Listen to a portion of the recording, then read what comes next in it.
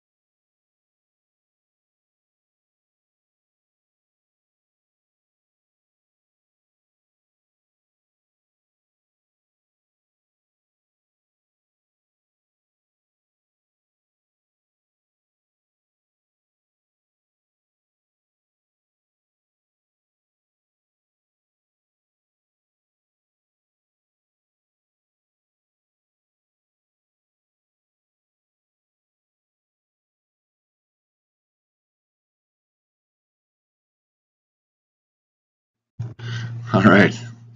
So launching the new government.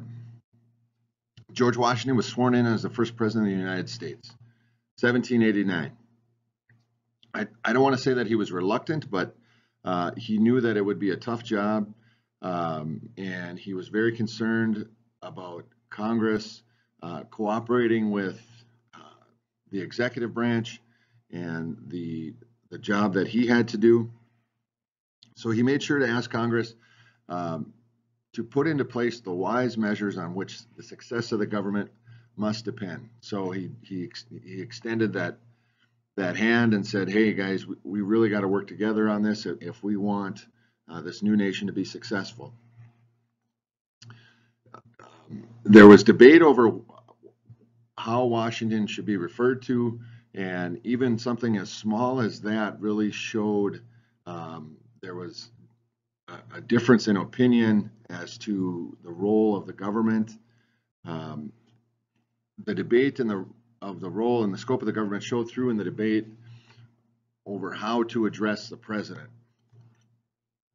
You had some people who felt that there should be an air of nobility, using the title Your Excellency, and there was others that said, you know, we just went through a long conflict with Great Britain to break away from them, and because of that, with the monarchy, and we didn't have a say in how things were being run, so we want to avoid that. Washington essentially squashed the debate when he asked to be referred to as Mr. President. So Washington gets voted in, and then he has to set up his executive branch. There were heated arguments over what departments should be included, and what powers they should have. Congress eventually approves 3 departments. So a lot of, even going back to the title, how we refer to the president, a lot of this, Washington is going to set precedent. And a precedent is a guide for future action. We've talked about that before in class. And a lot of what they do sets precedent for future presidents, future members of Congress. So it puts together this group of advisors. There were initially 3. Thomas Jefferson, the Department of State, so he's going to handle relations with other countries. The Department of War was headed up by Henry Knox, who was a close advisor and friend to Washington. They fought together during the Revolutionary War. He's going to handle matters relating to the defense of the nation. And then the Treasury Department with Alexander Hamilton, which is going to oversee the nation's finances. The heads of the executive departments came to be known as the President's Cabinet, this close group of advisors who are appointed by the President and then have to go through that congressional approval, part of that checks and balance system. So here this is a very common picture, common image. We have Jefferson, Hamilton, and then Knox here, working with Washington. And then the guy in the background has his back to the artist, obviously. We're not quite sure who that is. He might just be getting the coffee ready for him. Washington as president then. The United States faced an immediate problem. They didn't have any money. And a government needs money in order to run and function smoothly. So they came up with an idea as to how to add money to the government coffers. Congress agreed to place an excise tax on whiskey and other luxury goods. So an excise tax then is a tax on the manufacture and sale of a particular item. Luxury goods in this case would have been, an example would be like a horse carriage. Not something you need. It would be a want over a need. The Whiskey Rebellion then. So people living west of the Appalachian Mountains were very upset about the tax. And understand that as the nation is growing, those who are going to be on the frontier, establishing the new settlements, are going to be people who are of a mindset of individualistic, hey, I can do this on my own, strong temperament. Probably people who don't want to be told what to do, which is why they're moving away from the large pockets of society. And they were growing wheat. And to ship the wheat, it was really expensive to have the big bulky wheat. And they found that if they distilled the wheat into whiskey, it cost less to ship it back to the East Coast. Congress lowered the tax. Congress listened to what they were saying. They lowered the tax, but there was a group in Pennsylvania referred to as the Whiskey Boys who still continued to not pay the tax. So something that we'll more than likely never see again. Washington, as president, he's commander in chief. He led a state militia to Pennsylvania and crushed the rebellion. And this all came about. Hamilton was behind the scenes working to convince Washington to do this, saying, hey, these people aren't listening to our policies. We need everybody to follow along with the rules. And so Washington agreed to do this. And then on the flip side of this, we have Jefferson, who was very upset, felt that civil liberties were being crushed by the government. And on top of that, we were using force to put down a rebellion to government policies. So here, again, another common piece of art showing Washington leading the militia. Just kind of picture that today, the president out front on the front lines of a conflict that we're engaged with, leading the troops. Not something that's going to happen today. So during this time period of Washington's presidency, we have the French Revolution. French peasants revolt against the king in 1789. Basically what was going on, all the money in France was going to the wealth, to the people who were already wealthy, the nobility of France. The king and the queen were very wasteful, not good money managers. And the leaders of the revolution wanted a nation built on liberty, equality, and brotherhood. So 3 principles that helped push forward the American Revolution. Jefferson and others were very excited about this. They felt that this was a good thing. So he and his group, who were aligned similarly in politics, began calling themselves the Democratic Republicans. And eventually that's shortened to Republican. The French Revolution, though, I guess you could say it took a turn for the worse. What started to happen was the nobility that was being arrested by the revolutionaries, they started to behead them. And it resulted in the reported death of an estimated 20,000 men, women, and children were led to their execution during this time period. Hamilton and his followers, known as the Federalists, they were appalled by what was going on in France.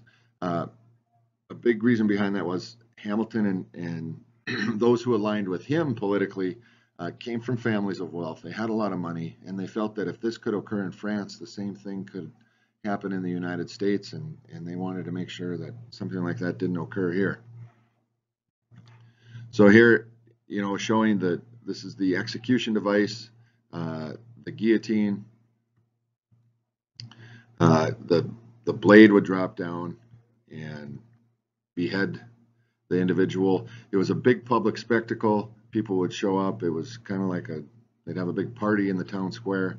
Odd fact, the inventor of the guillotine, whose last name was Guillotine, eventually met his demise from the apparatus that he invented. Eventually,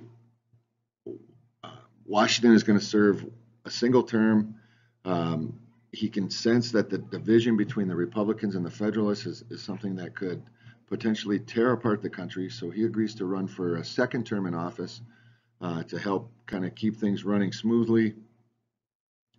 At the end of his second term, he gives what's become known as his farewell address. And the message within that, he wanted to make sure that Americans were reminded of what bound them together, their common experience, their sense of what they believed in liberty and justice, and working to put this country together. He warned of 2 big threats, though: problems with other countries and a bonded loyalty to political parties. So he really stressed that we should avoid political alliances, signing long, engaging treaties with other countries. And he talked about the dangers of political parties getting so wrapped up into a particular political ideology that you either refuse or you can't see the other side's opinion, which would eliminate compromise and then bringing about solutions to problems that the nation would continue to face. He left office, so some very significant achievements. It was a smooth transition of power. They'll have another presidential election then. The new government was established. It was running very well, and the nation was growing. 3 states were added to the Union: Kentucky, Tennessee, and Vermont. So with this, then we get the sense of this is where the country's at right now. Things are going pretty well with the second president who's elected, and we'll talk about that. John Adams doesn't have, he doesn't possess the glue to keep things together, and we start to see some real fracturing with political parties and some discord, and kind of the business of politics really gets its start here after Washington is president of the United States. Thanks for your time, and we'll talk to you again soon.